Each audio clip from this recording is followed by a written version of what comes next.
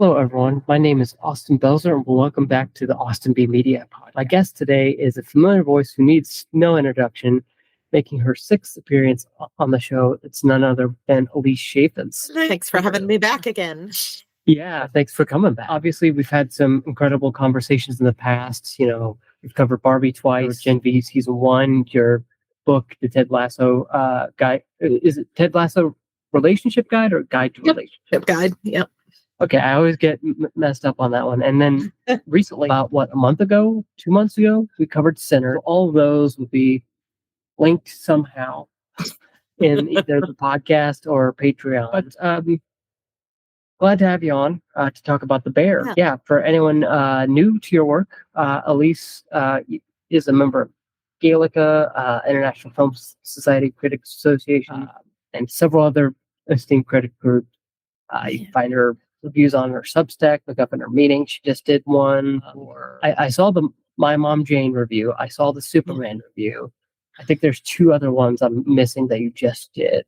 Yeah, I've been covering Fantasia, so I have a couple of reviews for that, and then I have a review today for Eddington. Well, at some point, That's a recent Eddington review, which I was not a fan of, but I know people have liked it, so there we go. Yeah, but you also have interviews on your YouTube channel, Alise Chaffins, and you'll probably have a lot of interviews coming out of Fantasia. I'm assuming. Yeah, a few anyway. I just posted one with Steve Pink, director of Hot Tub Time Machine, but most recently a film called Terrestrial that was really fun. And yeah, it's a really different genre for him. It's this psychological thriller. So yeah, but you can catch our interview with that over on YouTube. Nice. As usual, you know the drill. Is there a movie, show, album, anything else you've been loving lately that you'd like to recommend? Oh gosh, I'm super late to the party with Andor, but I'm lamenting Diego Luna's snub for the Emmy for that. Yeah, that was like, I love Pedro Pascal, but he should not have been nominated for The Last of Us. That should have 100% gone to titular character Cassian Andor. But yeah, so I'm super late to that show, but holy cow, it is really excellent. I know you've done a couple of podcasts on that, so yeah. Just the one with Matthew Simpson. Go check it out. Okay. Yeah, for sure. And you, obviously, if you haven't. We talked 2.5 hours on that. Well, no doubt. That was a really incredible show. So that's and I what did I just finish? I'm currently rewatching Peacemaker in prep for the new season because I'm pretty excited about that. Yeah, it was a show that I was like pretty ambivalent about, but even on a rewatch, it's solid. So yeah, I recommend. Yeah, mine's gonna be a little out of left field. I did watch all the Christopher Reeve Superman things because of Superman 2025 that I'm doing research for that review. So that's why that's taking forever. Because there's a lot of stuff out there. About a character that's been around almost 100 years. Yeah. But I'm not going to recommend any Superman things. I am going to recommend Novocaine with Jack Quaid. I saw that recently. Paramount Plus had a thing where they're like 99 cents for 2 months. And I'm like, okay, yeah. And that's with Showtime too. So I was like, okay, I'll do it for 2 months, cancel it.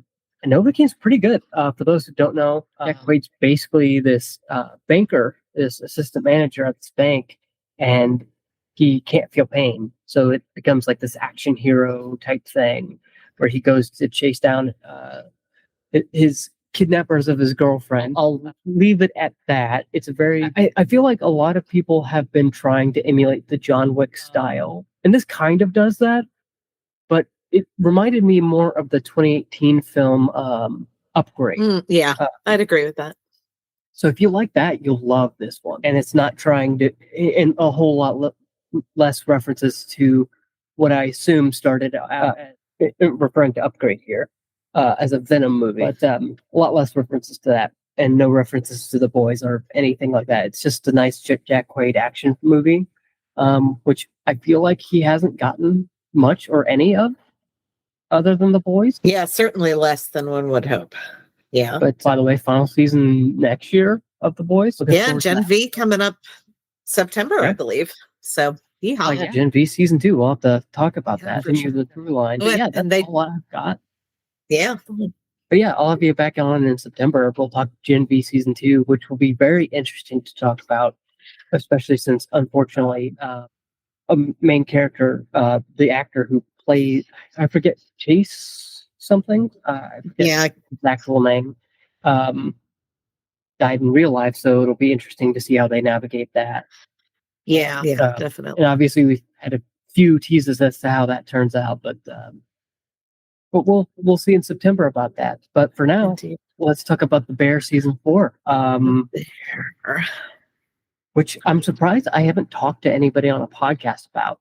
I assumed I was going through my podcast notes, and I'm like, oh, I thought I discussed this season 2 at least. No, I haven't. This will be, I think, my first time discussing The Bear ever. Oh, okay. So yeah, let's just get down to it. First things first, what drew you to The Bear when it first premiered all these years ago? A friend of mine who I really trust his opinion on writing things was just raving about it and said this was just some of the most interesting writing he'd seen on television, in recent times, at that point. And yeah, he's just somebody I really trust what he has to say, not necessarily about television or anything, but when he's talking specifically about writing. And that's always the biggest draw to me for a show is how's the story over pretty much everything else. I just heard a bunch of people talk about that. And then, people who've worked in restaurants were like, oh, this is really, really real. And I was a server for a while, so I have some memory of that. So I was kind of interested to watch it for that reason as well. So I didn't watch it until maybe it'd been out for a little while. I didn't catch it as it was just dropped. But yeah, I was in the Bear universe maybe in 3 months after it came out. So somewhere in there. How about you? Yeah, I think I'm pretty similar. I don't think I was really even interested in The Bear until it started getting Emmys, not Emmy predictions. That's when I think I first noticed it. And I was like, okay, it's 6 episodes or something on Hulu. Each episode's 30 minutes. I'll check it out. It'll be a decent little show. And if not, no sweat off my back, Right. And I ended up really loving it. And I'm sure we'll talk about this in the next question. The cinematography is beautiful. The storytelling is immaculate. And it really makes you feel like you're in Chicago with these characters. At the Beef, as it was called then. But yeah, it does a really good job of setting you in that world, I think, and creating this world of anxiety that you feel like, even as a viewer, you can't just click off and escape. Yeah, I hadn't heard of Christopher Storer. I know he's done work on other TV shows, but this is my first exposure to him. But then when season 2, season 3, season 4 came out, it became a must-watch. Yeah, for sure. A little bummed that they've done this whole show kind of a disservice by allowing it to be binged. Yeah. But that seems to be the Hulu model nowadays for their originals, so it is what it is. I've heard they just switched this season of Futurama from a weekly to binge model. So that must be their house release style now. What they're going for. Yeah. Wouldn't be surprised to see it for King of the Hill as well. But since we're kind of broaching the topic, how do you think the show evolved from season to season? Yeah, so it always feels like each season has a really strong central theme. And I think of all the things, they have done that pretty well. So, but what because each season has a theme, I think it keeps the show from being always the same tone or whatever. And I think that's kind of interesting for it. I think it was less successful in But I really think a lot of that is just that they filmed season 3 and 4 together. Like at least half of the most current season was filmed with season 3. And it really feels that, like, these 2 seasons, I'd almost say you need to watch as a single season. Because I really think, while they do have different themes, I feel like they they just really are connected in a way that I don't think you can kind of like extricate them from one another. And it makes both of them just so much stronger. Like, as a separate season, I just don't think they work. And that's my general frustration with a lot of streaming TV shows, is we've moved to this, 10 episode kind of thing, or 8 episodes. And I think it's just really hurting stuff. I mean, we saw that deeply in The Last of Us this season. Like, season 2 has like, it feels like any accolades that season 2 has are like carryover from how much we loved season 1. Yeah, that's kind of my take on it. Is like, I didn't see anything exceptional in this season of The Last of Us. It was good, but yeah, I mean, I know we're not here to talk about The Last of Us. We could do that too, but yeah. Can I address that real quick? The Last of Us thing. Yeah. I feel like because something did happen since the last time I talked about Last of Us season 2, is for the video game that it's based on, part 2, The Last of Us Part 2, they introduced a chronological mode, and I'm just like, that makes it worse that you split season 2 and 3 of Last of Us in that story into 2 different seasons, because now people are going to play the chronological mode that you just released and get the story that they would have gotten from the HBO show, because the HBO show is very chronological, almost to a fault. And to expound on it, is just like, yeah, the Bear season 3 and 4 are probably best watched back to back. And HBO, do not greenlight season 4 or 5 for The Last of Us, because you're letting Craig Mazin steer that ship, and I do not have any confidence in that guy. But anyways, I'm not trying to say anything mean. I'm just, he was given more creative control in season 2, and we saw what happened. Yeah. But yeah, I think the show evolved interestingly, right, from season to season, because season 1 is like, let's set up the basics, here's the beef as it is. And then season 2 was rebuilding, basically turning a learning season, right? And then season 3 was, let's get the star, let's get the Michelin star. And then season 4 is just kind of like, I don't know, season 4 is just kind of like, yeah, let's do season 3's theme kind of again, but have Carmy apologize to a bunch of people, so it's okay now.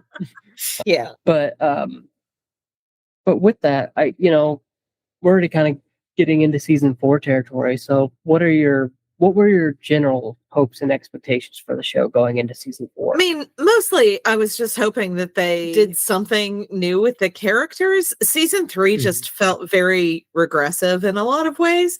Like, I felt like we had a lot of character growth that happened in season 2, and then season 3 was a lot of regression. Yeah. Which I can understand. I think that it could work, but like, as a whole season, it felt tedious. And I think that was my frustration with it, was just like, oh, we have this show where, like, these characters are having, various levels of growth. In season 2, there was so much of that. And I can understand with the end of season 2 that there would be elements of like falling back from that. And that doesn't bother me. Like, that life in itself isn't just like a always forward momentum kind of thing. There are going to be moments of that.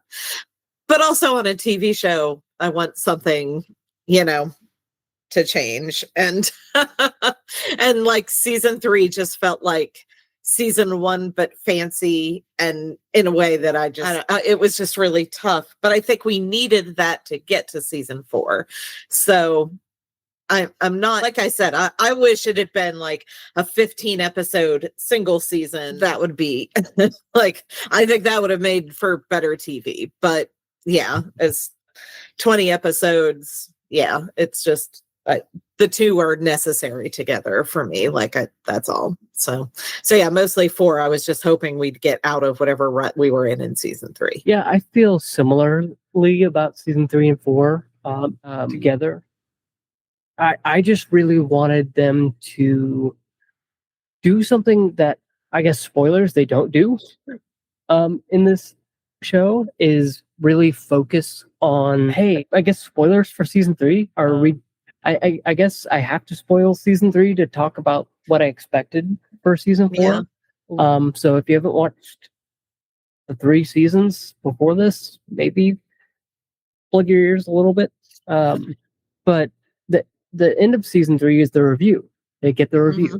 Right. And I thought, okay, let's focus on, my expectation was the theme of this season was going to be, let's improve the bear into what we know it can be. And interestingly enough, it doesn't want to do that. It tries at moments with things I'll go into in spoilers, but every time it tries something that I think would be beneficial for season 4, it kind of pushes it away at it, pushes back at it. It's saying, no, we don't want to do that this season. Which some of that, I feel like, to go back, I hate to keep talking about The Last of Us, but I do think it's relevant here. Yeah. That maybe FX is letting Christopher Storer steer the ship in many ways. Where maybe this is obviously the second half of season 3, and it feels like Christopher Storer wants to tell that story in season 5, and I'm just really not comfortable with it. Obviously got the season 5 renewal, and I'm just like, that's the worst thing that could have happened for this show, because now it's just delaying what should have happened this season into something that we might see next year or the year after. Because as far as I know, we're not getting the Bear season 5 next year. So unless he already has that script written. But anyways, my general hope and expectations for season 4 was, or going into season 4, was focus on what the reviews said and fix it. And end the season by getting the star. That seemed to be where that was heading. But as we'll get into spoilers, that may or may not be the case. Yeah. So now that we've kind of talked broadly about seasons 1 through 4, I think, like, what do you think? How do you think the dynamic between, Carmy, Sid, Richie, how has that changed this season? I mean, obviously, we'll get into this with spoilers because the end is pretty significant in that character arc. I think, I don't know. The Bear is like, life would be better if you would go to therapy show. I mean, really. So much of what comes at the end of this season, of season 4, like literally, if these characters just took an hour a week to go talk to a therapist, better. But it is an interesting. This season, I think, deals a lot with like family and either, the family that you have.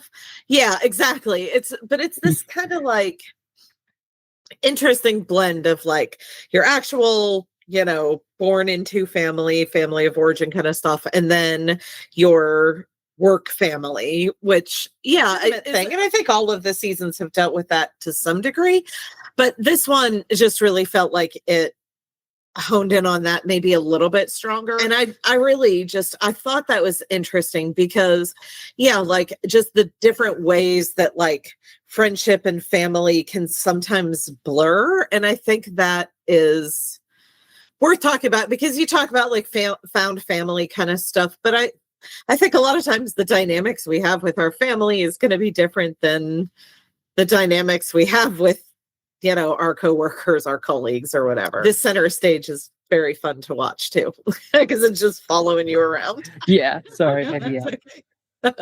He's chewing on my desk, so yeah. So it was an interesting kind of look at, I think, the ways that family kind of, that whole dynamic is, and I appreciated it. It had like a really interesting mirrored episode, I think, to Fish's, with a wedding, that I thought was just a really nice kind of flip on that. So, but we'll talk about more of that, I think, in the spoiler section. Yeah, I feel like we've got a lot to talk about with the wedding, and a back half episode. It's kind of, I would say, a bottle episode, in my opinion. But I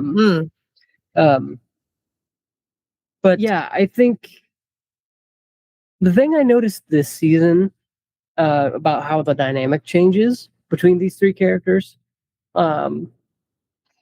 is, I think, and Apple, you're gonna have to mark me explicit for this, they stop bullshitting each other. For sure. They just start being honest. Because Carmy's like, hey, at one point, well, I won't spoil it, because like literally the last episode, he's like, here is why I'm doing what I'm doing. If you don't understand that, you don't know me, essentially. And we see, obviously Sydney's going on a journey this season with the request she gets from Adam, and pulled between those two families. And Richie, who's kind of this, or was this puppy dog, who is kind of saying, hey, I'm trying to honor Mikey's legacy here by making the bear the best it can be. He has a scene early on where they're talking about the review, and he's like, I read that review, and here's what I know. So they just kind of stop bullshitting each other and just open and honest, which, I love this show, so I hate to critique it, which probably isn't why I wrote a review. I didn't write a review about it. It should have happened in season 3. That they should have stopped bullshitting each other after the fridge, especially in a season. This season has so much on the line, literally and figuratively. Yeah, I just, there's so much there. I feel like, again, I would have loved just a 15 or 20 episode season 3. Yeah, and so I hope now that they've had this kind of come to Jesus moment of like, hey, we just need to talk to each other like human beings, not employees of one another. That maybe season 5 kind of chills out with doing the same thing over and over and over again. Which made me realize something about this season just now. Anyways, a cultural reference, but regarding the story of season 4, what did you think? Good. Yeah, I mean, like, I really think we needed this. I mean, you have like season 3. I think it's toward the end of season 2 where Carmy talks about the sorry thing, but it's always this very general, I'm not going to actually apologize for anything. It's like, I'm going to do this, and that's going to be the stand-in, and that's enough. And like, I love, it's real early in season 4, and I'm just going to do the little bit of spoiler here, but Sid comes in, and like Carmy does this, and she's like, you're going to have to be more specific. And I think that is much of this season. And it is, I think, what hurt season 3 is, like I said, I don't mind having episode 2, I think it was in season 3, where Carmy and Richie are just like, F you, back and forth for the whole episode. Like, I don't care, because like, after the fridge scene, you're going to have a moment of just like, what the hell are you doing? Anger kind of thing at each other. And I think that's totally reasonable. Like, that didn't bother me for the beginning of the season, but it's literally just 10 episodes of these people just being mean to each other after we had so much character growth in season 2. And it just felt, I mean, I said it before, it just felt so regressive. So 10 episodes of that last season just was exhausting and not fun to watch. And I don't know. I'm glad that we got past that this season, and that there is this. We need to be specific in the way we speak to each other. That we speak to each other. Maybe the way the season ends didn't have to be that way. If we could have spoken to each other before, but like again, we'll get to that here in a minute. Yeah, that's the finale is one of my big gripes, as we'll talk about. But I think the story is well done. I call it kind of, the theme is kind of an apology tour. Yeah, I think that's like even in his best Bruce Springsteen-esque jacket, which makes sense given he was probably preparing for that movie. There's like a whole episode of him just saying like, "Oh, I'm sorry, I'm the worst," but this time he actually means it, which kind of makes it a lot more impactful, and he's trying to make up for lost time. And I just think that's beautiful, because I think it does set up the finale without spoiling things very well. For sure. But at the same time, I'm just like, come on, man. This is, again, I'm gonna keep coming back to this. This should have been in season 3.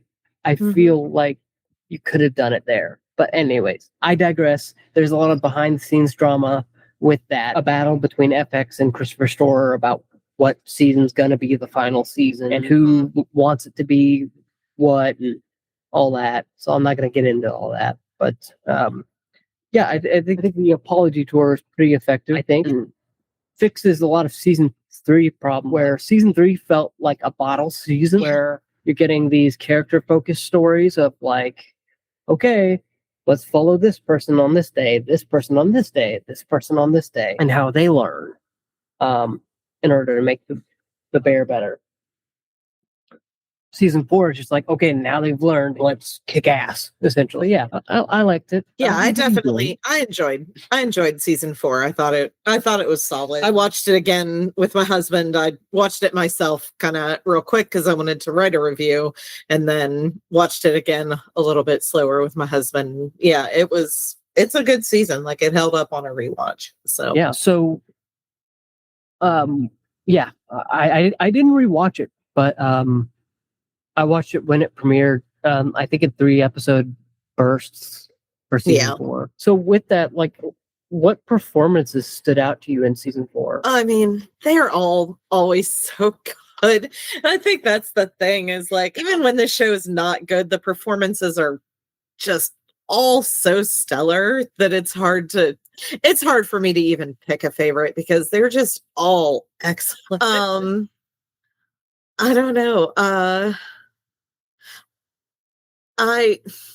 It's tough. I think that, I mean, Jeremy Allen White just always continues to be, really excellent. I think, basically every time he's on, Ebon, he is probably just my favorite character. I love Richie. I think he's fantastic. Io, they're literally all just excellent. I felt like we got less of like Marcus, and this season I would have liked to have seen him a little bit more, but even him, I mean, like, I don't know, it's just all there.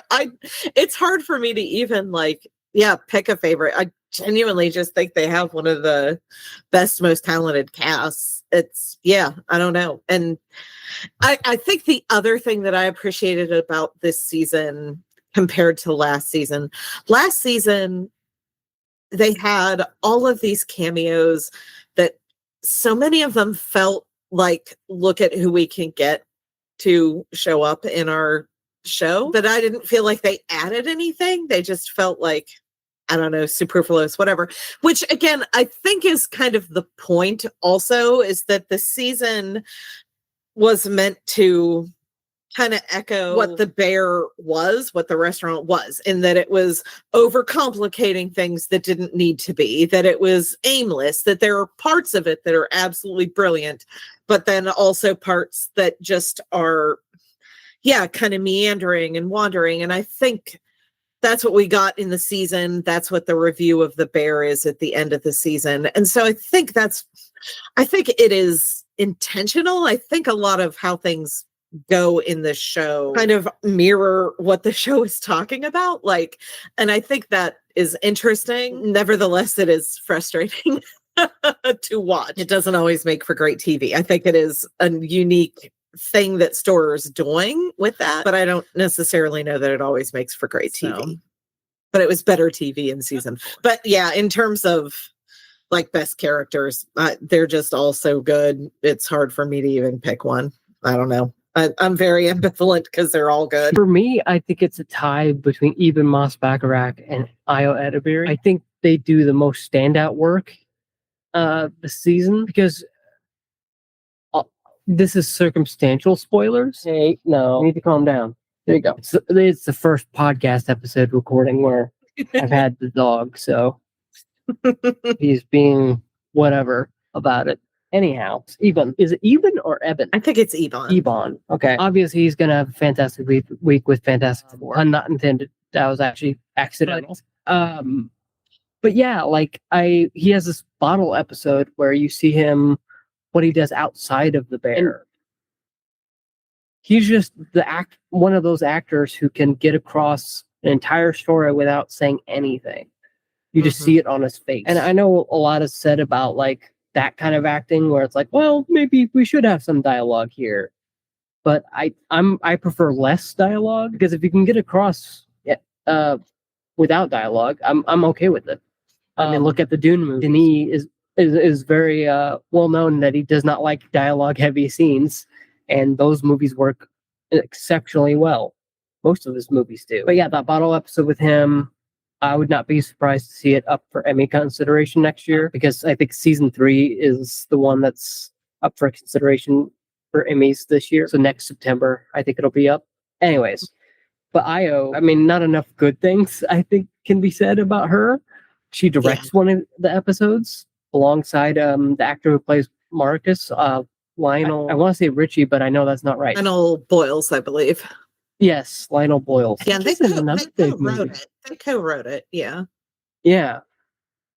I feel like he's in another big movie. Anyways, I can't remember. Anyways, that episode she does, that she directs, is astounding. And I think I really love bottle episodes is what I'm finding out. Because I feel like that's when the bear works the most, but also the least at the same time. I know it doesn't make sense, but it makes sense in my mind. I think the dysfunction of the bear as a restaurant kind of drags down the show from time to time.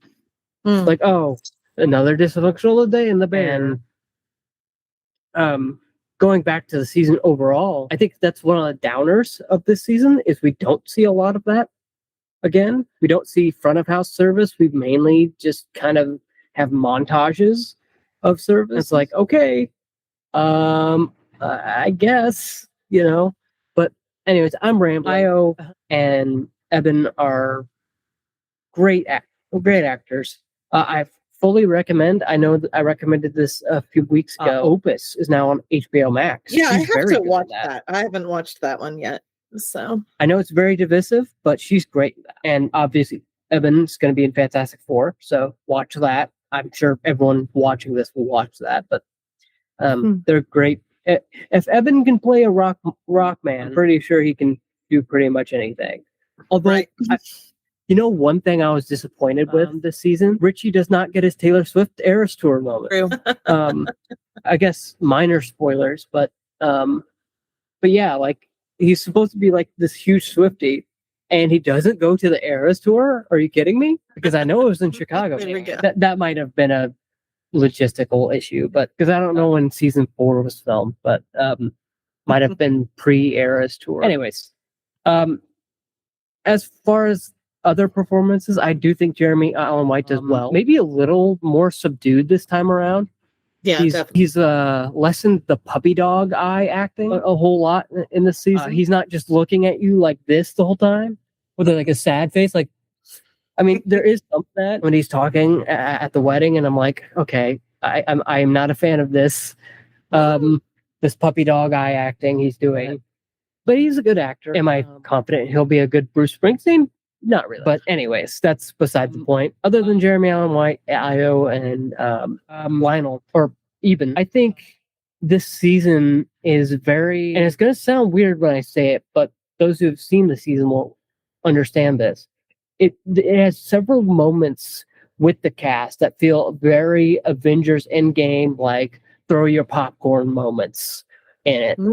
Where you're like, oh, that person, oh, hell yeah. And you're just like, I don't know if that works, but hell if I don't enjoy it. I'll enjoy my slop, as the kids say. I'll enjoy my popcorn throwing moments from time to time.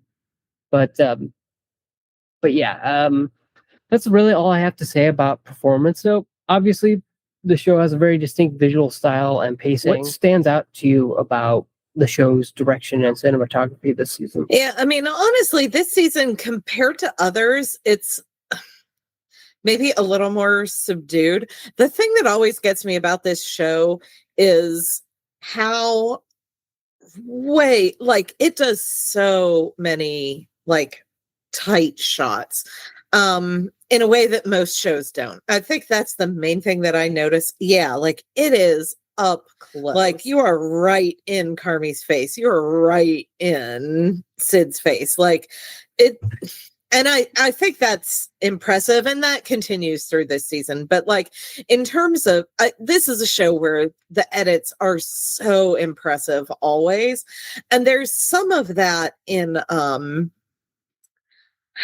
one of the early episodes, I can't remember, but they do a montage kind of thing in the restaurant as they're setting up service or something. And just, yeah, I mean, it's always just these really quick, nice shots. And that always impresses me. But yeah, in terms of just general whatever, I mean, it's framed very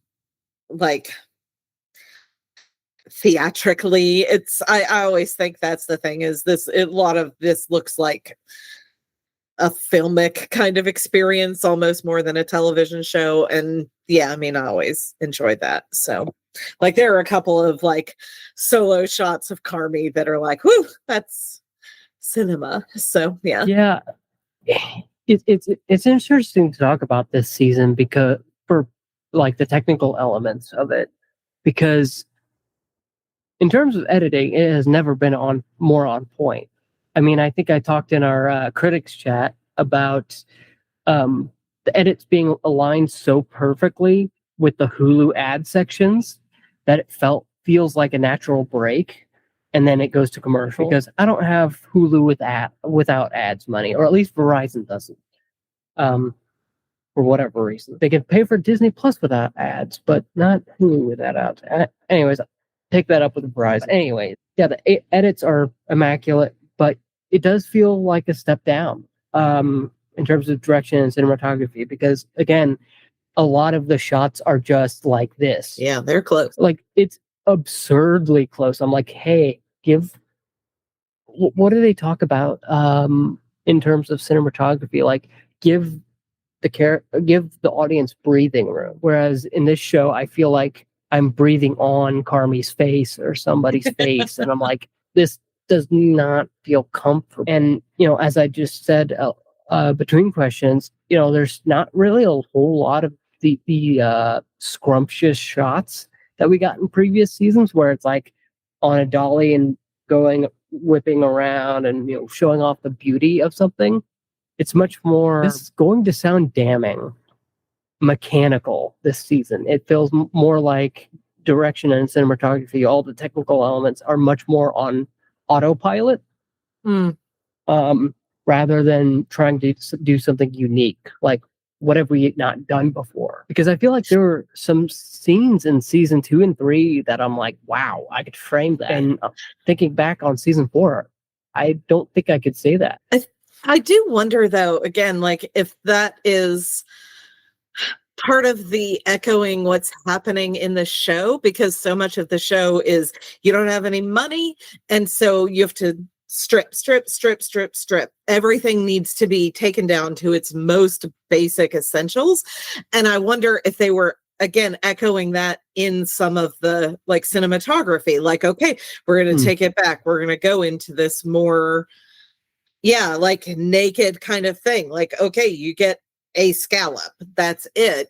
It's perfect, but like, that's all. It's just this really stripped back thing. And I wonder if the show in its cinematography and everything is kind of like doing that as well. I'm not sure, but it feels that way to me. Like a lot of this show feels like it's the filming of it and the way it's put together feels like it is echoing what is happening on the show. So like season 1 is the most chaotic and it's the most handheld, like chaotic looking kind of thing. And then season 2 is this rebuild. And like, it's these moments of like juxtaposing between the like crunch of get this done and then also these like deeply reflective moments for characters where everything kind of slows down.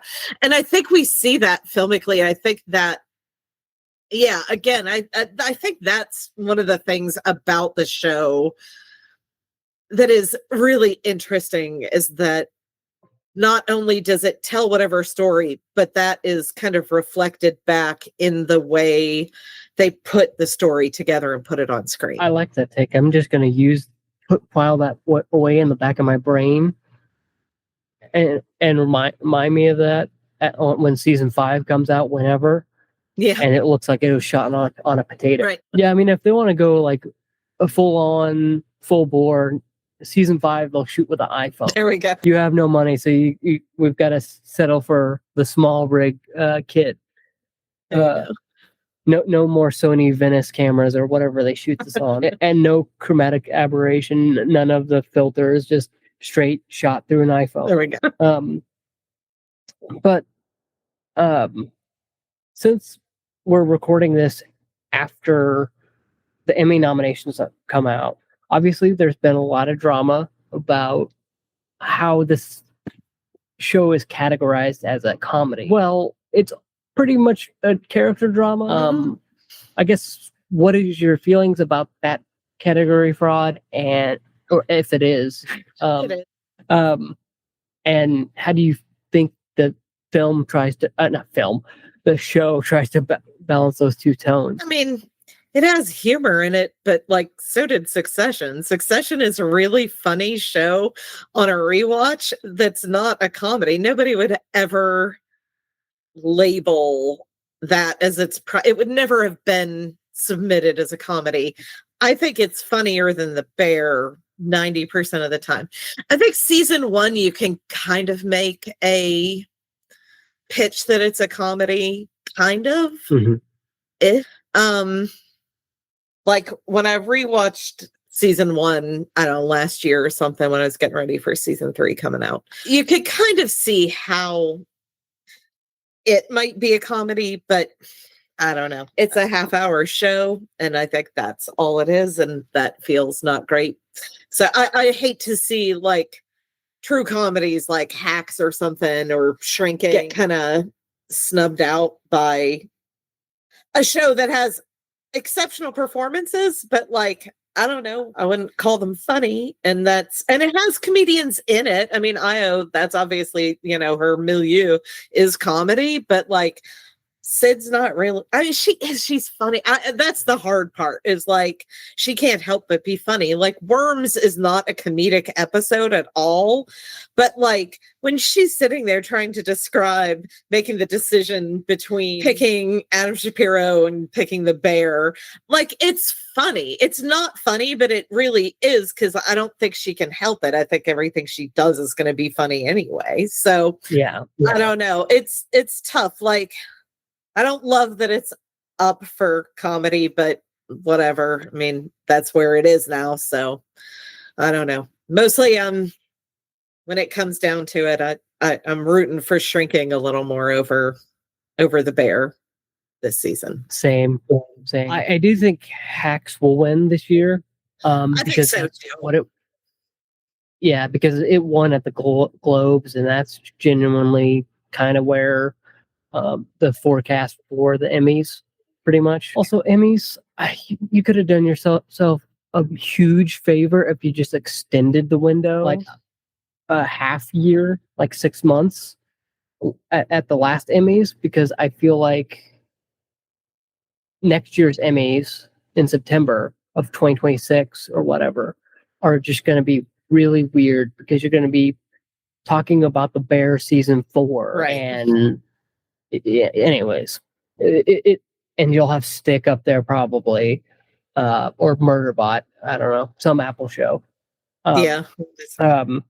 Anyhow, you should have just extended that 6 months. But anyways, I do think it is category fraud. I think it's a drama with funny moments, right? Like Richie waving the gun around in season 1 to get people to go away, right?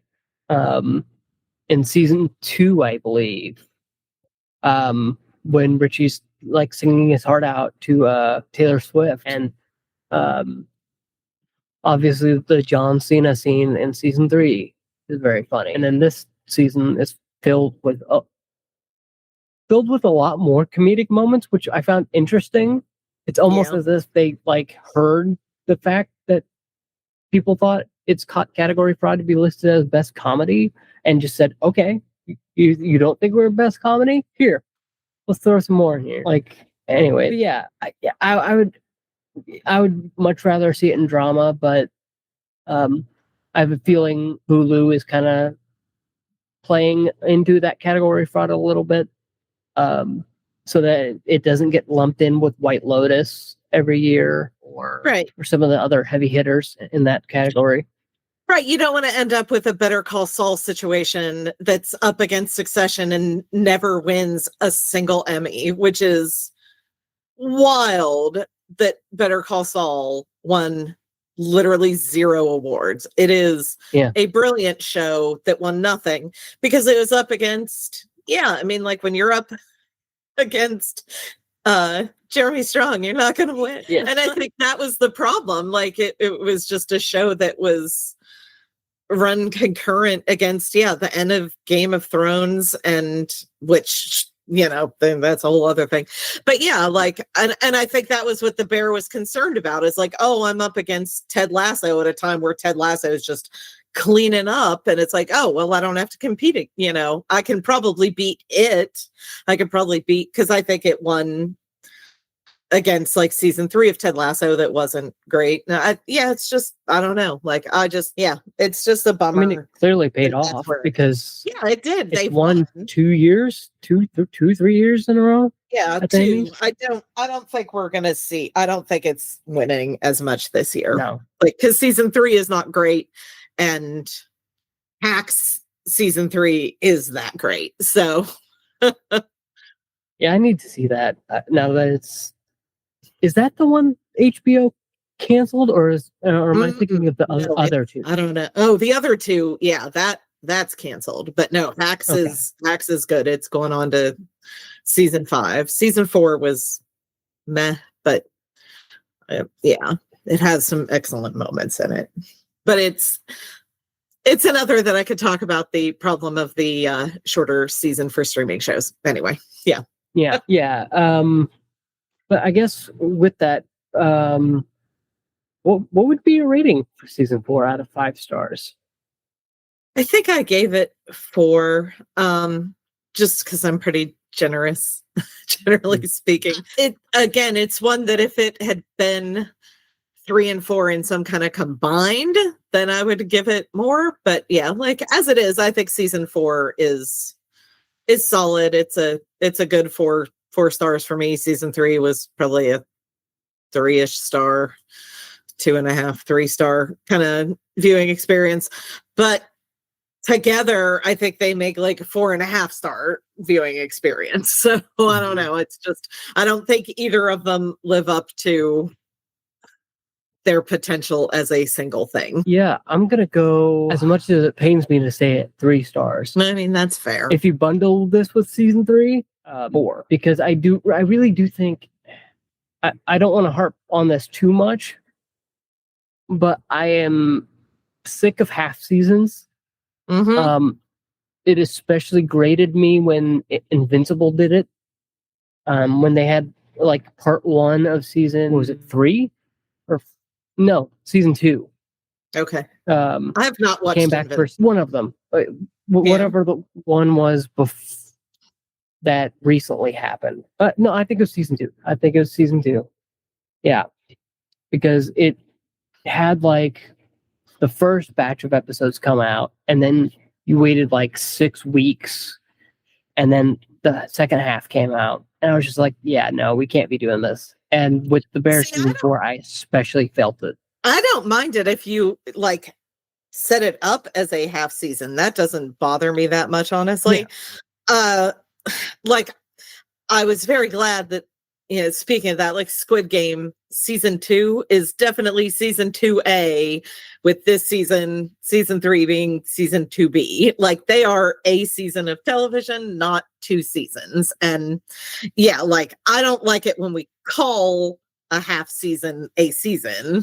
I don't mind this is a mid-season break kind of thing. That's fine. Like, that doesn't bother me, but don't call it a whole season. So yeah, because that's your content. Yeah, I guess that makes a good point. Is like I'm much more willing to do it for, you know, if it's part of the same season. But yeah, the season 3 and season 4, what a fumble in my mind. But yeah, that's all I'll say about season 4. But I guess looking ahead a little bit to season 5, now that it's confirmed, Right. what are you most excited to see, and what are your thoughts on season 5? I mean, the only thing that needs to happen in season 5 is that Jess and Richie get together. That's literally it. But Jess and Richie, that's it.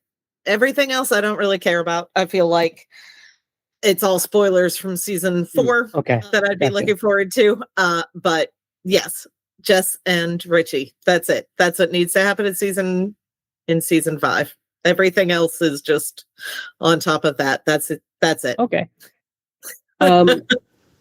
So yeah, I think we'll save that answer for spoilers. Let's get into that a little bit more in spoilers. But I think season 5, the non-spoiler version of my answer, is going to be season 5 needs to be the final season. Yes, it needs to be the final season. 100%. If it is not, you will hear a scream from Arkansas that you can hear from where you're at. Yep, in West Virginia. Our 2 screams join. Like, you'll just see, like, I'll just go off in the critics chat, or Critics Association chat, just like, I can't believe they're doing a 6th season. Or whatever it ends up being, because again, no spoilers for season 4. I'll just say the finale of season 4 is titled Goodbye. And I think you don't title that finale Goodbye if we're not heading that way. Yeah. So that's all I'll say without spoiling it. Yeah. So with that, before we dive into some spoiler-filled territory, here's a quick heads up for those who haven't caught up through the end of season 4 of The Bear yet.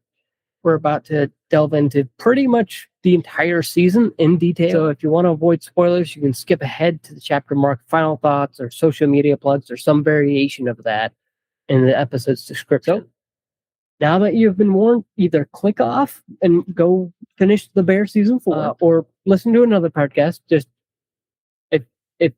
if you don't want to be spoiled, go away. But if you do, come on and stay a while. So first things first, I think the main thing we've got to address is the finale of season 4. Quick refresher, Carmy basically hands over ownership of the Bear to Sid and Richie, if I'm remembering right. And Sugar. Yeah. And Sugar, yeah. That's what I was missing. I was like, I know there's a third person, but I can't remember who it was. Yep.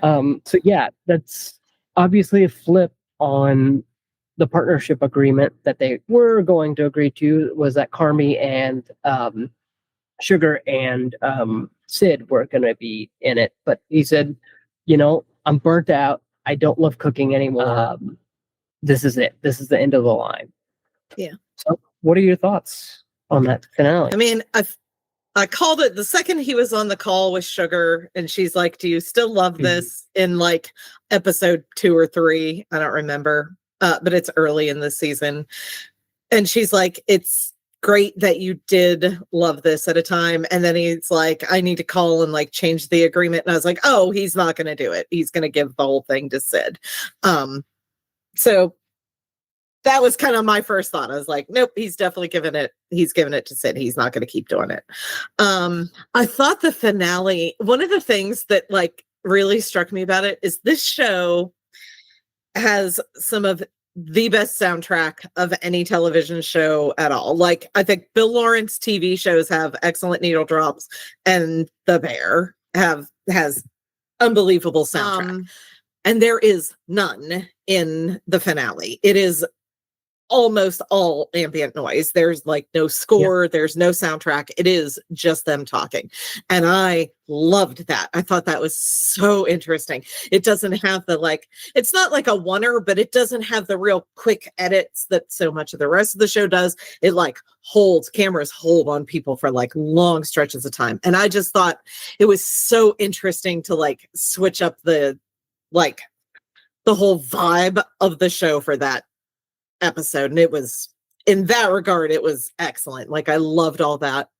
I liked when it was wrapping up, so much of season 4 is just the end of the show. I really don't know what they're going to do in season 5. I think that's part of my thing, is so much is wrapped up to what I consider a really like decent way. I felt in the finale, it doesn't have that full it's over kind of feeling, but it felt over enough. It didn't have that like gut punch, oh, they're going to make me cry finale kind of thing that you would expect, especially from The Bear, that has like some pretty weepy moments. And so that was the only reason when the finale was happening that I was like, I don't know if it's over. It can be over now. Like, it would be a satisfying end, but it's not like a series finale kind of vibe. It didn't have that. And that was the only thing that I was like, if it's over, that's fine. I'm not mad about this being the end of the show, but the finale didn't feel finished, even though the season did, if that makes sense. Yeah. I mean, the final shot of the season is the clock running out. That's right. What most of the season is the computer puts a clock down that says, once this runs out, you're out of money. And to have it end on the clock running out, I was like, okay, that's it. That's the series. It's done. Because I think the thing with season 5, I'll talk about it a little bit here, because it does color a lot of my feelings now about the finale of season 4, is the clock running out is such a good way to just be like, okay, we fulfilled the story. Most restaurants close. I can make up a story in my head that, okay, the beef, they maybe franchise the beef or the bear. Sorry. I keep thinking of the beef because they're making the beef sandwiches in the style of the beef. But I think that's still called, I think their window is still called the beef to some degree. Oh, interesting. Yeah. Maybe. It's weird.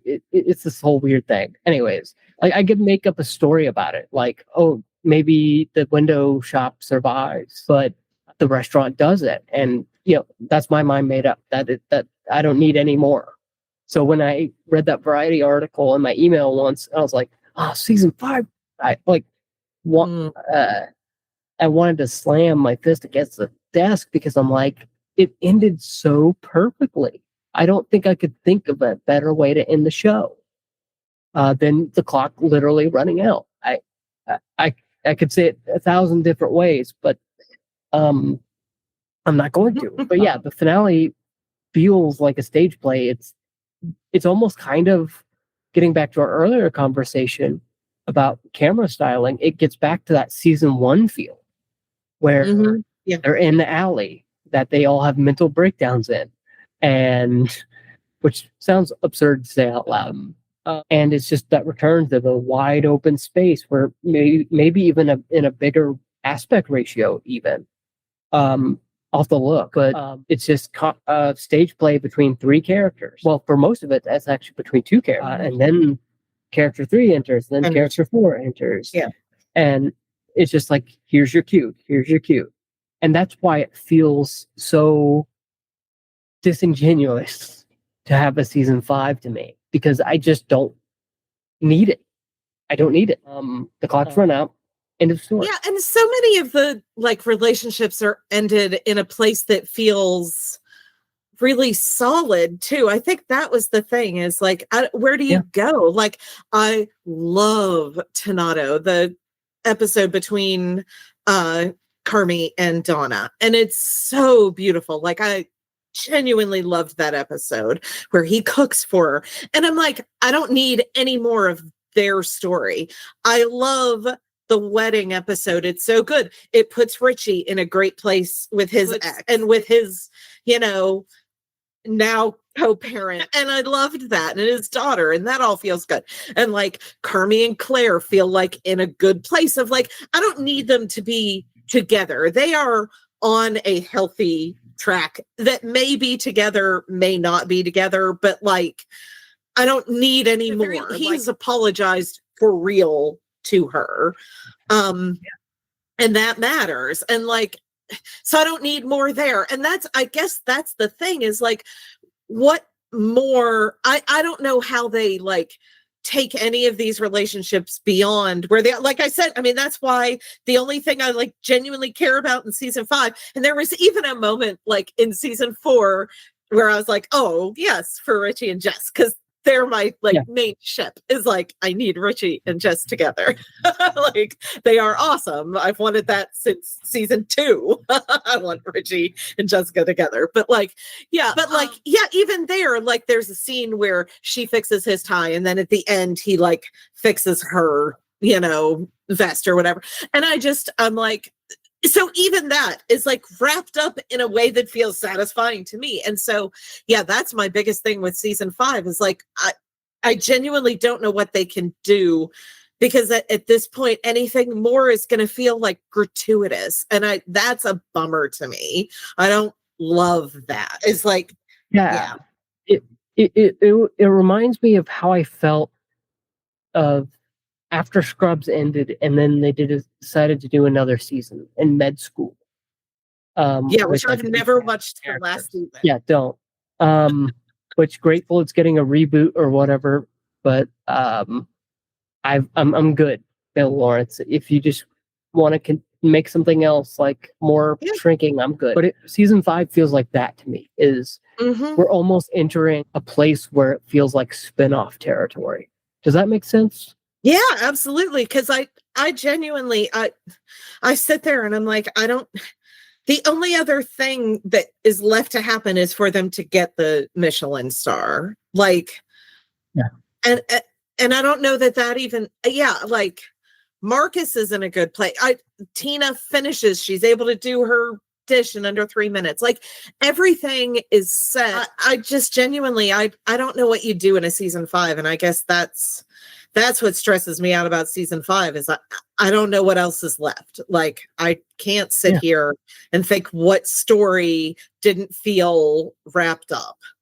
None of them. They're all fine. Like, we don't know what happens with the bear. Is it going to close? Are they going to get out of debt?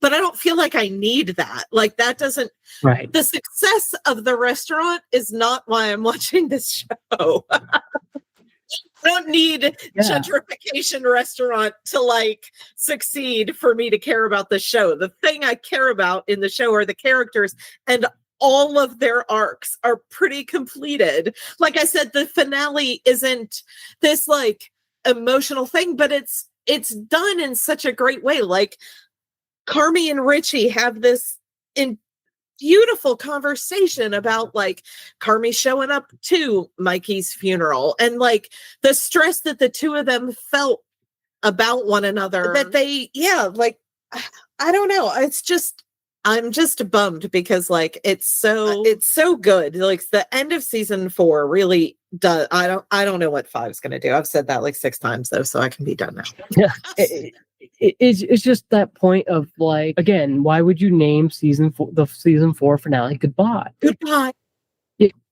And while you were talking, I was thinking about a Reddit post I made when season 3 ended, about the success of the restaurant. I don't care. I hope.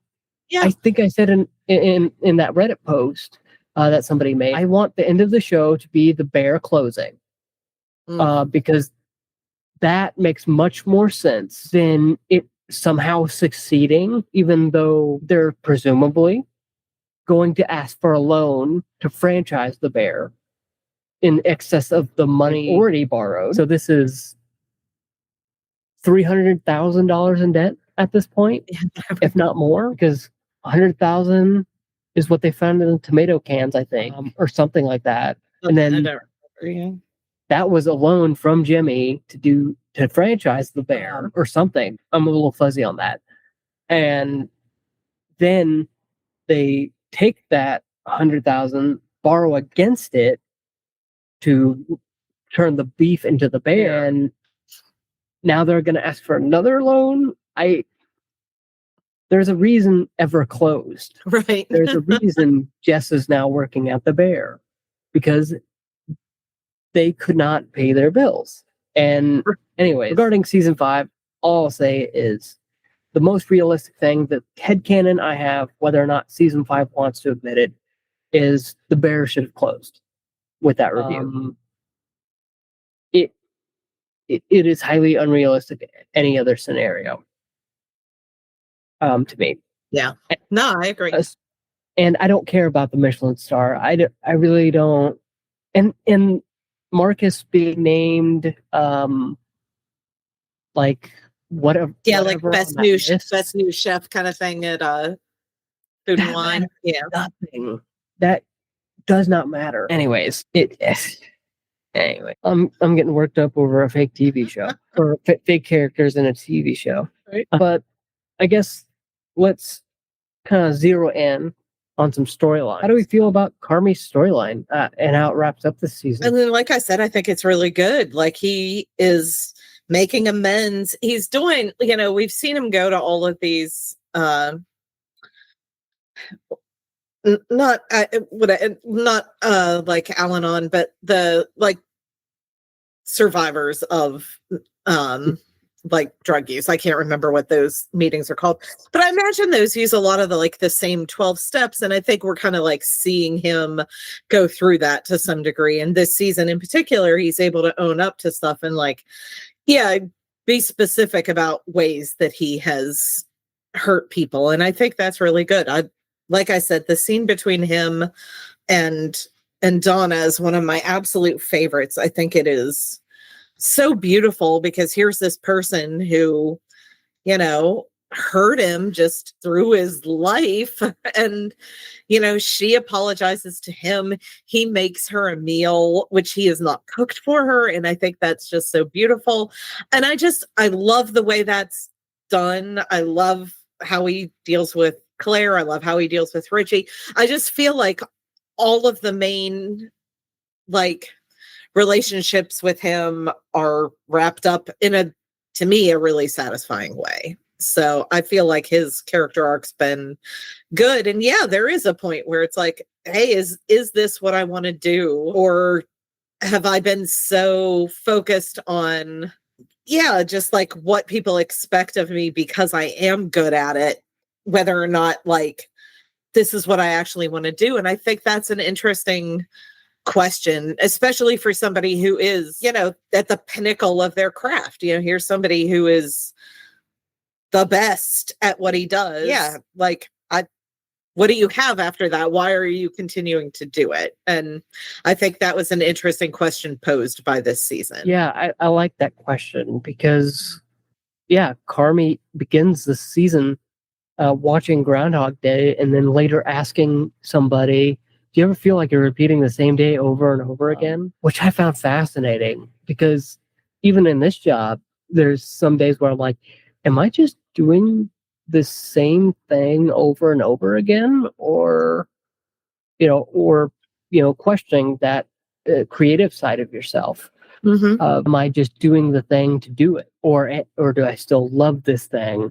And yeah, I liked where he went. I probably would have appreciated the apology tour a little more in season 3, but I've already talked about that, so I won't get onto it. I love Carmy's storyline this season because it allows him, again, to be honest with himself.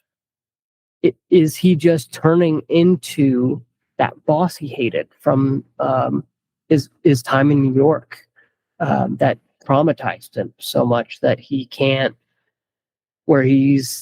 cook for anyone without feeling this intense anxiety around it, without this pressure that Luca later brings up, that sometimes you can't cook without it. So yeah, I really appreciated it, if only to create a discussion around burnout, because I think it's becoming a real thing that some people are starting to talk about, sure, but I don't think it's still talked about enough, that it's being a relevant conversation. Yeah, I just think Carmy really has a great story this season, where he's trying to find who he is other than this great chef that everyone expects to be great. Right. But yeah, I like that part of it. I do think he gets let off the hook a little too much this season for all the shit he's done. That's fair. Like these 4 seasons, I'm like, okay, Claire Bear is being a little too forgiving of something that was probably very emotionally scarring to hear from your childhood crush, right? Like, if my childhood crush was locked in a fridge and told me I'd be better off without you, or whatever he says,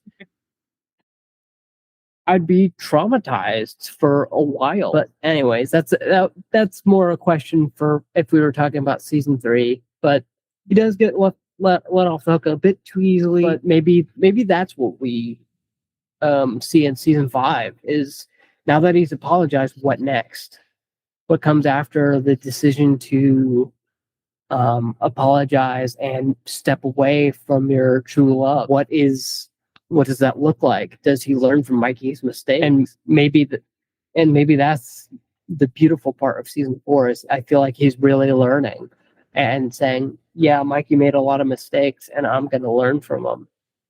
Right. So shifting that a little bit, let's go to Carmy and Sydney. Like, what are your thoughts on the dynamic between those two, especially after the offer from Adam Shapiro from season 3? I mean, I liked it. The two of them just give me more of the two of them just interacting. I always think they're interesting. I am not a pro Carmy and Sydney ship. Me neither. Sit on that at all. So no, I'm sorry, y'all are wrong. But past that, I love the two of them as friends and as colleagues. I think it's just really interesting. And yeah, I think they end in as good a place as they can. Like, he's done stuff, and I don't think she lets him off the hook. I think that's something that we don't see. I think she's like, fine, if you want to extricate yourself from this, I don't think you should, but if that's what you're going to do, then fine. I need Richie in on this too, and we'll do what you can't do. And I think that, yeah, I think that's good. So I don't think she sacrifices herself for that. Yeah, I thought the two of them was good this season, especially after season 3, where they just felt so disconnected. I would have liked to have seen them have a sooner conversation than the finale. About things. It got yeah, like that was probably the biggest thing.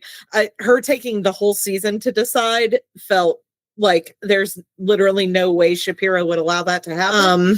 It was weird. That was kind of my big thing, was like, in what world is he sitting here waiting and waiting and waiting for Sid? Like, that feels impossibly ridiculous to me. I was like, no, whatever. I mean, we're talking about, that was what, a 3-month amount of time, a 2-month amount of time, and it goes all the way to the it was months. This season is over the course of months, and like, for it to take 8 weeks to make that, absolutely not. That just feels absurd to me. Like, there's just no way that would ever happen. Maybe I'm wrong. Maybe for a chef at Sydney's level, you'd wait, but I don't think so. I don't think so when you worked it ever and all of that. That felt dumb to me. Yeah, and I'm gonna say it. I don't like Adam's Shapiro's words to her, but I do think he was justified in his anger. Yeah, I mean, I think that's what he would have said, and that it didn't. But yeah, I really like Carmen Sid's dynamic. This season, it's much more improved. Where they're, again, I feel like I'm harping on the same string. They're able to be honest to each other for the first time. And we see that Carmy knows the whole time about Adam's offer. And yes, Adam is a bit of a dick. Because I fully think that Adam called Carmy to be like, hey, I'm poaching your head chef. Right. And that was kind of a dick move. But like, the funniest joke in the whole season comes in the finale. It's like when they're talking about the offer from Adam. And he's like, oh, wait, you're saying you're a better cook than Adam? He's like, yeah, I could smoke him any day. And she's just like, she just sits there for a moment and she's like, yeah, probably. But yeah, I really love how honest they were with each other this season. That like, hey, this doesn't mean shit automatically. It doesn't mean what I'm just going to forgive you for everything because you've done a lot of heinous things, like changing the menu every day, and then finally relinquishing that to be like, oh, hey, we're running out of money. Maybe we should have a set menu. Oh, what a novel concept, Carmy. But yeah, I like their friendship. I'm gonna go heavy on that. I don't want them in season 5 to kiss and that be the end of the series. And they ride off in the L train, off into the sunset. Like that would be too neat for what the show is trying to do. And I hope that in season 5, actually, that they continue to be honest with one another, and that Sydney becomes the great chef Carmy knows she is. I mean, he calls her, "You're the bear. You are the bear, not me. You are the bear. You've succeeded where I've failed so many times." And, you know, I just loved it. You know, maybe taking 3 months to tell Adam, "Hey, here's what's going on," after he's built the entire restaurant, basically, in what he thinks is your image. Like, what was the passive aggressive thing he did? He was playing like this rap music when she came in, and she sounds like Vivaldi or something. And he's like, "Oh, you didn't? I thought you were gonna play some like Run." He says something. I don't remember what it is, and it's just like, "Oh, okay. So Adam, you're a real piece of shit, huh?" But but yeah, I liked what she did this season. I love both of them together and separately, but also just as friends. Just as friends. And I do think season 5 could be interesting. Carmy has set up this restaurant and has said, "I'm giving it to Sid." I think that could be where the tension lies in season 5, is the actual process of relinquishing the bear. Like, oh, do I actually love this when I'm not trying to be the best, when I just am good at what I do and just enjoy it. So I think I have the same problem. Could be, I could, and I do think there could be that element of like, okay, I said I'm giving it up. I don't actually want to give it up now that I'm doing that. And I think that could be interesting to explore. I mean, that's, I guess, my other hope for season 5, other than Richie and Jess, is I think that could be an interesting source of tension. And yeah, but no season 6. Carmy has to make a decision about his feels about being a chef in season 5, so it's over. Yeah, if I get another Tonnato episode, and then that makes like he cooks baby food for Sophie, and then he's like, "Oh, I really do love this. I'm gonna crash out. I'm gonna crash out so hard again. Scream from Arkansas all the way to West Virginia. That would piss me off so much. But yeah, he needs to make a decision, and I have that same problem. I'm gonna be honest.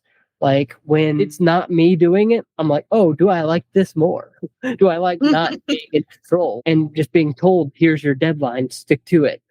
Right. Or do I like the fact that I can just take a 6-hour nap like I did yesterday and just be like, oh, I'll write my Superman review tomorrow. It's fine. 2 weeks fine. But right. But yeah, I relate to that. But talking about Tonnato, I know we talked a little bit about Donna.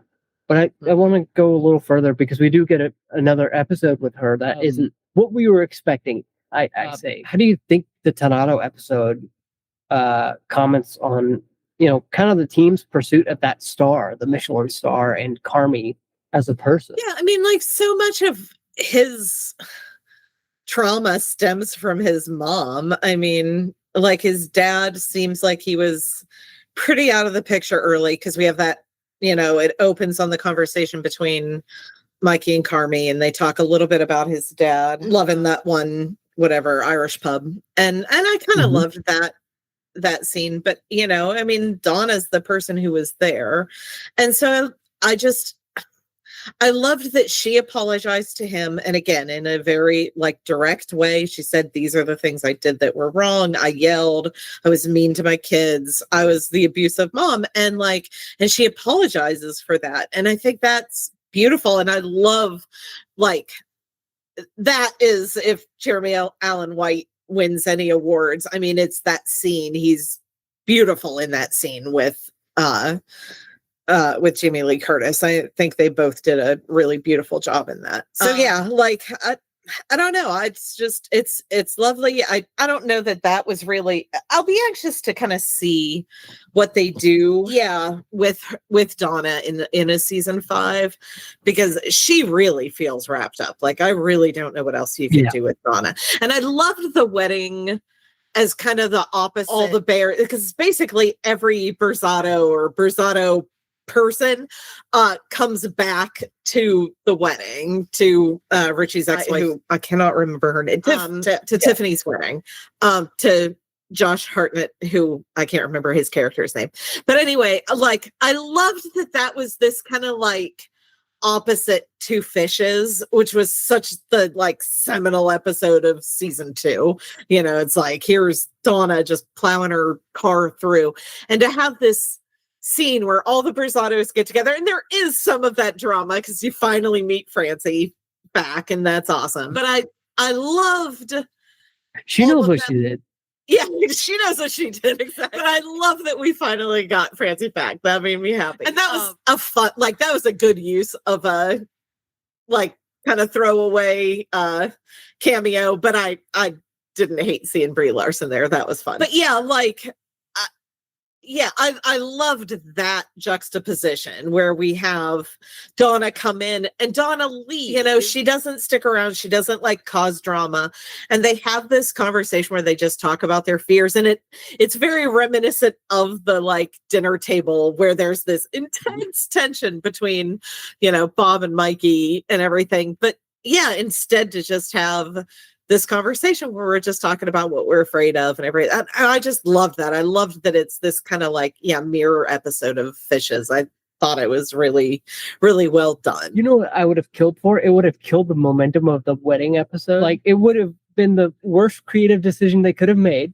But for me, I would have loved if they ended the wedding episode of a close-up of John Mulaney's character. Just be like, what the fuck? Why did I come here? There was supposed to be a blow-up. Yeah.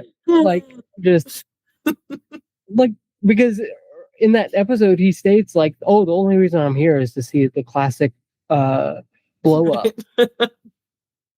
But yeah, as for my thoughts on Donna, I think the main thing I took away is she is healed. There were some worries in season 3 that, oh, she couldn't come to the friends and family thing because maybe she's not there yet. Maybe she's not healed. But season 4 says no, definitive. She literally makes a handwritten list saying that I think ends in I'm sorry like 1 billion times or something like that, which is meant to be a funny moment, but at the same time shows she actually has remorse for, what she did raising, and she really feels so this one's gonna be tough to get through, where she says sorry about Mikey or something like that, where she really feels like she failed him as a mother. And I was just like, oh, so she's good. She's in a good place. She's really whatever. I don't want to say whatever's wrong with her, because that's implying that something is wrong with her. Whatever personal issues she was going through, she's fixed. And that kind of brings us into the Carmy situation where he's realizing, oh, I can work on myself. I can grow as a person, which combined with what we hear, was it episode 2?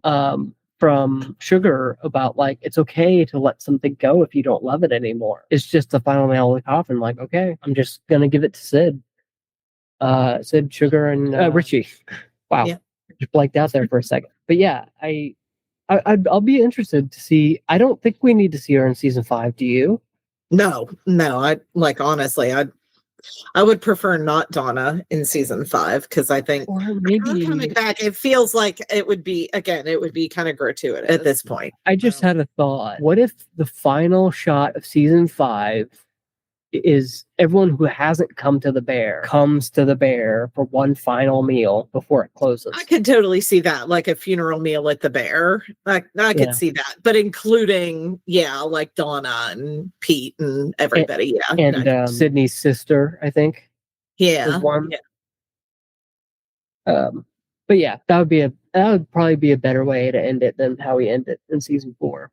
But yeah, I don't think we need to see her in season 5 at all. But if we do, it needs to be like the closure scene, like this is the end of the bear. Let's just get in, everyone, and maybe frame a picture of Mikey or something. Yeah, like I could totally see that in season 5. Like if she shows up, it needs to be in like a group shot kind of thing. Like I don't think we need any more Donna scenes. Yeah, I agree. But then let's talk about our final member of the kitchen that I feel gets attention this season, because I'm not going to talk about Luca ever, any of that, because it feels kind of glossed over this season. Yeah, let's talk about Richie. How do you feel about his journey this season? I love Richie. Richie's the best character. Like he's excellent, and he's had the most growth for sure. In the wedding, when he's talking about the rocks and the I'm the sand that connects everything. Yeah. I mean, that was beautiful, and I thought it worked for his character. And like I'm excited. Like I was excited that Sid pulled him in. That wasn't Carmy's plan. Carmy's plan was just Sid and Sugar, and then for Sydney to be like, no, I can't do this without Richie. And I loved, and again, we see this, like, I think that's one of the things that's interesting about him is whenever Sydney's like, and I want you to be in this, and he's like, no, I'm here. I'm not going anywhere. You don't need to do this, like, just to keep me on. This is where I'm living out. I'm here till it's over. And she's like, no, I want you. And he's like, is this real? And I just love that sense that he has of like, oh, this like self-worth kind of thing. Yeah, exactly. I loved that. Because we see that, and he's like, he like straightens up when he realizes, okay, you want me to for real be a partner in this, not just the guy or whatever. And I just thought that was just done really, really beautifully in the finale. I love that. I loved that he's honest about, oh, I thought I was jealous of you. I thought this is, I had this kick-ass day with Mikey where we were just out on like a product run, and I thought that was your everyday. And Carmy's like, nope, my everyday was shit. It was bad all the time. Like I was uncomfortable with everything constantly. And so like this realization, and I love Richie. One of my biggest frustrations with this season, like really and truly, is that Richie constantly is having trouble like figuring out what he wants to say to the crew to inspire them. And he has some of these really great lofty things that are pretty funny. Like I enjoyed that. But there's one scene where I can't remember who he's talking to, but he's sitting there and he's like, whenever they come, their family, like we need to make them feel included. And he has this kind of moment where he kind of like, you see this thing click in his head of like, this is what our purpose is here. But it feels like they kind of let that go. It never felt like it was followed up on. And that was disappointing to me because there was just this moment where he says something. And again, I wish I could remember exactly what it was, because it was just this really interesting moment, and it felt kind of pushed aside, like they made a point of mentioning this and then like never followed up on it, and I felt like that was the best. I'm glad you mentioned that, because that's something that while watching it, I really felt like they're leading up to something, and then it was just like he has a conversation with, I think, either Luca or Sid. I think it was Sid, because I think that's kind of where they start setting up that they're actually partners, that they better each other. She's like, just keep it simple, and then I think he clicks for him, and he's like, oh, let's kick ass. Right. Yeah, the lofty speeches are interesting, but first things first, the first thing I want to say about Richie is, what is his letterbox? Give it to us. Like, what do you mean Richie's just going out to bars and watching like 1950s samurai movies? Hit me with the Google Maps link, Richie.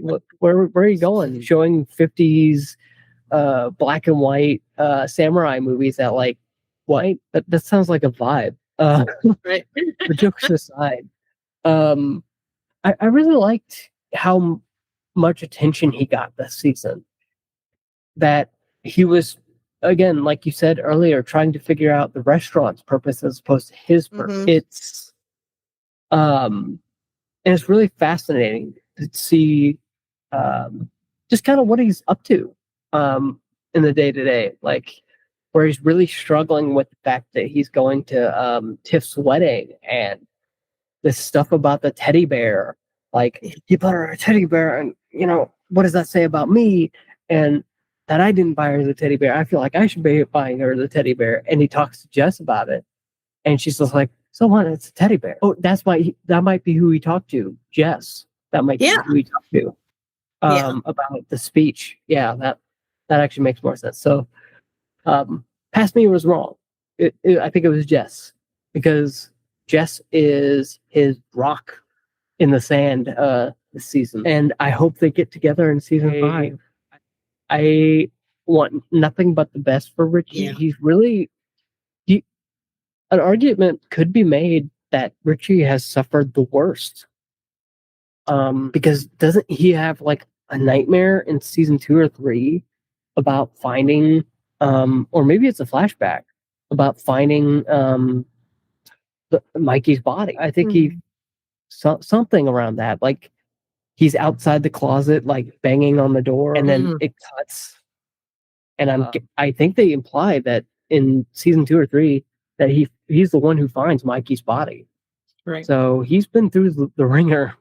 Probably, I don't want to compare trauma in this show, but I feel like he's the one who's endured the worst of it. Even says in the finale something along the lines of like, I tried to get him off off the drugs and nothing was working. So I saw the worst and the best of Mikey. And while you were off in New York doing fancy shit or whatever, I think is what he says. And then, like you said earlier, he's like, no, that was hell. That was hell for me. And I couldn't face Mikey's funeral because you guys had been through so much. Anyways, I find it Richie probably the best character in The Bear, bar none. 100%. He absolutely is. He has still the best episode. Forks is the pinnacle episode of The Bear. In my mind, I don't think any episode's as good as Forks. Yeah. And that's a Richie episode. Then, he's fascinating. Yeah, and interestingly enough, that's what made me want to watch season 3 and season 4 is that Forks episode. It really solidified what the show was, which feels weird for a season 2 episode. You feel like you want it solidified in season 1, but no, that episode was like, all right, now I know what the show is. It's about the people and the food, or it's about the people, not the food, or even what's going on in the kitchen. So, yeah, I love Richie. I wish nothing but the best for him in season 5. But speaking more broadly, viewing all the episodes, what hit you the hardest this season? I mean, literally, I really do think it was when Carmy serves dinner to Donna. That was just because so much of his it feels like so much of the problem with Carmy is related to his mom. That's the thing that he is most wanted to like run away from and not address is the situation with his mom.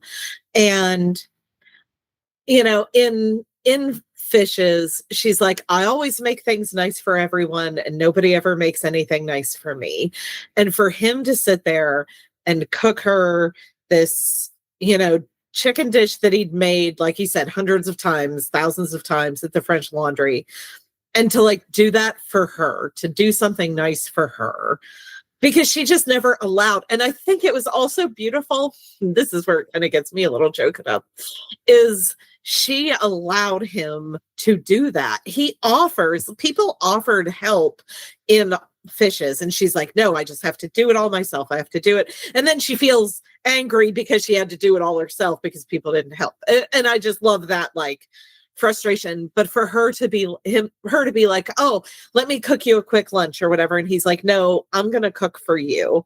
And for her to also allow him to do that, I just think is genuinely beautiful. Like, I love that because it's hard. Like, I have adult kids. It's hard, even with them as grown-ups, to let them do something for me. I'm like, no, I have to take care of you. You're my kids. Even though you're all like in your mid to late 20s, I'm still like, no, I have to take care of you. And like, I don't know if that ever goes away.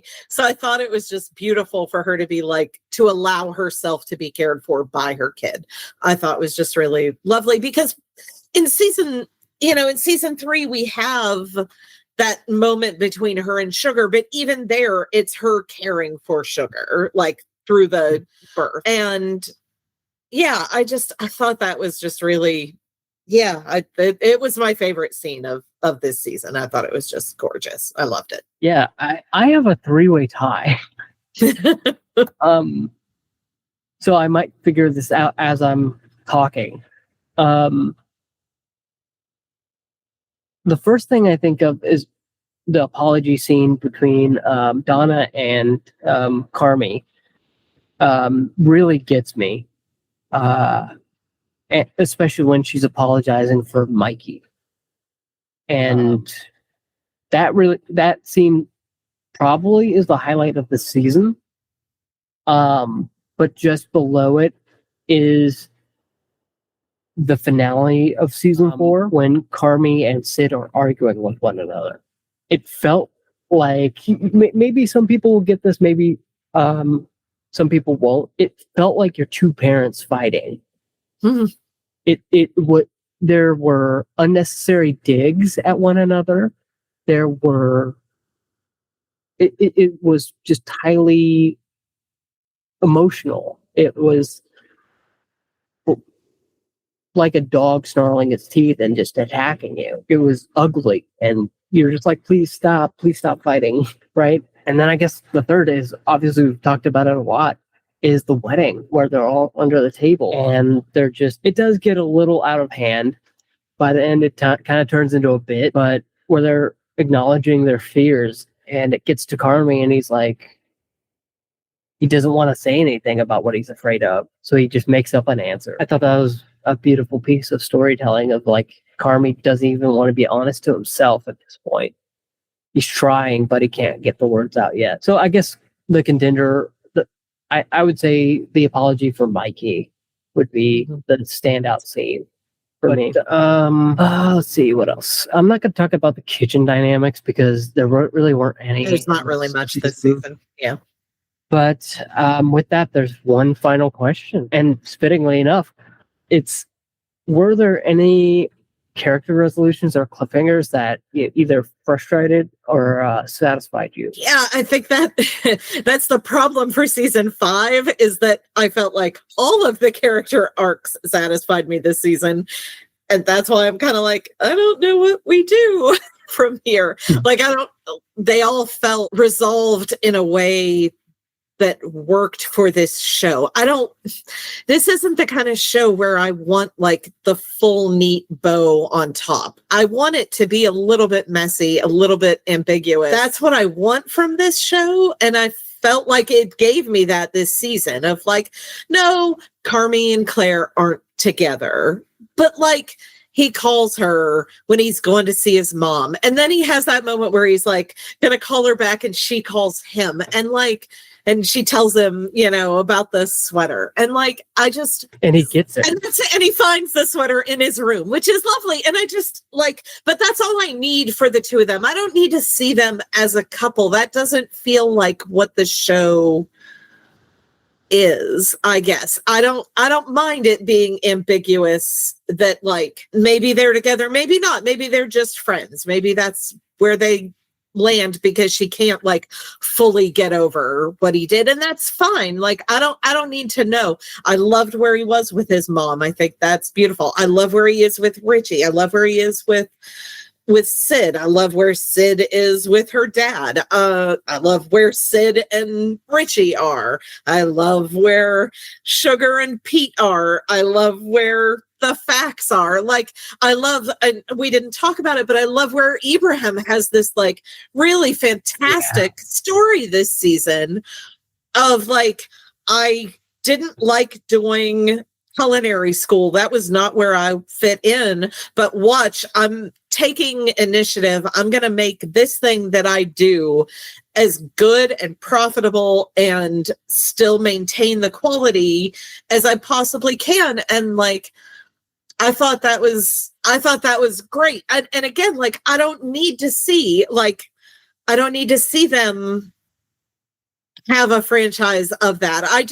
That all of these things are set in this like kind of liminal space feels correct to me. I don't need the bow of season 5 unless it does. Like, I'm with you. The only way season 5 is justified is if the bear doesn't work. Like, that to me is literally the only way I don't want to say the only way I care. I'm going to watch season 5. I've loved this show. Yeah. I'm going to watch it. Like, that's a for sure. And I'll probably like it because I think it's a pretty smart, pretty good show. Even when it's not good, it's still better than a lot of TV. So like, that's fine. I'm going to watch season 5, but I don't think season 5 needs to happen. And I'm with you. Like, the bear closing feels like a better end for the show than a nice happy end. That's not necessarily what I want for these people. Yeah, I feel like it's a show that can't end happily. It would almost feel like a betrayal of what the other 4 seasons were to make it happy. Like, I get everyone's healing in the show, but like, to end it on a bittersweet note would actually be the happier ending. Be like, yeah, you didn't the bear closed, but maybe Sid finally opens her own restaurant where she can actually be in charge and Richie and Jess can get together and, all that stuff. But yeah. That's the only happy ending. Yeah. Rich and Jess, they can have a happy bow on it ending. Give them that. Everybody else, I want the liminal space. I want the unknown ambiguity of it all. But not Jess and Richie. Make them a couple. Yeah. No, their wedding. That's perfect. Yeah. And Tiff comes. It would be very bad, but yeah, it would be very bad. But I don't actually. Yeah, I pretty much agree with you. I do think that it's pretty neatly wrapped up. I don't need to see what's in season 5. I will. Exactly. But like, if this was it, this is it. It's not, but it is. Yeah. But yeah, I feel like I don't need to see what happens with Marcus. He's pretty much achieved everything he's wanted to achieve. Luca and Marcus might get together. I don't know. That seems to be a fairly popular ship or whatever. Now that they had their scene together with the baby in season 4. But yeah, I don't think there's any way. There's nothing. I can't even think of a singular thing that would be a cliffhanger or unresolved, anything that frustrated or satisfied, which might surprise you with my 3-star rating, but like, it just mechanically didn't work for me. That's the difference. Nothing frustrated or satisfied me. Maybe the whole Thack family being, the cameos being these beautiful, wonderful people, and then you've got these 2 brothers that look nothing like like John Cena or Brie Larson.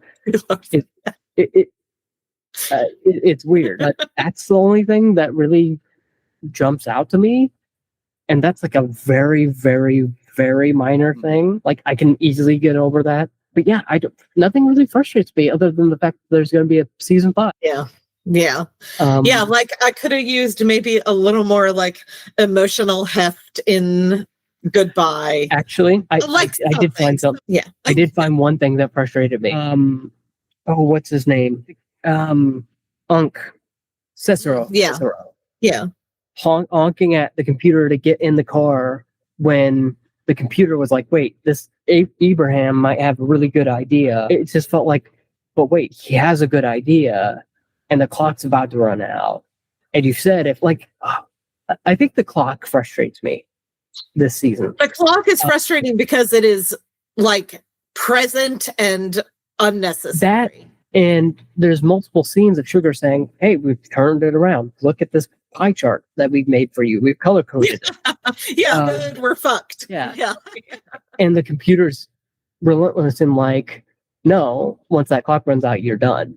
And it's like, but you said in the beginning of this season, if they showed positive progress, they'd still be open. But now we have to rely on Abraham's plan of franchising the bear or the beef or the window or whatever we're calling it, to save the bear. That just didn't work. That was my main qualm. Yeah, that's fair. That's the most frustrating cliffhanger, and I think that's what they're going to key in on in season 5. Is, hey, why didn't Cicero listen to the computer or Abraham? And we obviously know Cicero's hurting for money because he's selling his house. Right. So yeah, I found one thing that frustrated me. Wow. That's fair. But yeah, other than that, pretty decent season. It's not my favorite. Like, I'd probably, if I had to rank the seasons, I'd obviously go season 2, season 1, season 4, and then season 3. Mine is exactly the same. Yep. Yeah. 2, 1, 4, 3 for sure. Yeah, because like season 3 just felt aimless for me. Season 3 is part 1. Yeah. Of this season. It's the Infinity War to this end game. For all the comic book nerds out there. Anyhow, that's all I've got for this episode. So if you've enjoyed this episode, please subscribe, leave a rating, and review it on your favorite podcast app. Now that you've listened to our discussion on the Bear Season 4, I'd love to hear your thoughts on the show in the comments below, on social media at awesomebee.media on Blue Sky or at awesomebee.media on Facebook, Instagram, Letterboxd, Threads, and or on my Discord or my Patreon community chat. Alise, as always, it's been an absolute pleasure to have you on. Remind everyone where they can find all your fantastic writing. Alise Chaffins, if you look around, you'll find me. Substack is where I write my reviews. Yeah, Instagram, Threads, all the places. It's mostly Alise Chaffins just about everywhere. You can find me now on Rotten Tomatoes because I was tomato approved. So so you can find reviews there if you want to scroll through like a lot, then you can see me there. But yeah, AliseChaffins.substack.com is the best place to find my writing. I'm still waiting to hear back, but congratulations. I don't think I could get in this year. I didn't review enough. But anyway, and congrats on is the magazine up? Next month in September. Yeah. Okay. Yeah. Well, coming soon. I'll make sure to share it. And I almost wrote a review of My Mom Jane, but then you took my hook. So go read her review of My Mom Jane. It pretty much is my review of My Mom Jane. So if you're wondering why I haven't gotten a review, well, it's okay. I liked it. So, okay, maybe our reviews aren't exactly the same. I thought it was okay. Alise thinks it's great. But go check out her Substack. Maybe subscribe to it. But with that, I've been your host, Austin Belzer. And until next time. Every dollar really helps, and even just sharing the show or leaving a review makes a big difference.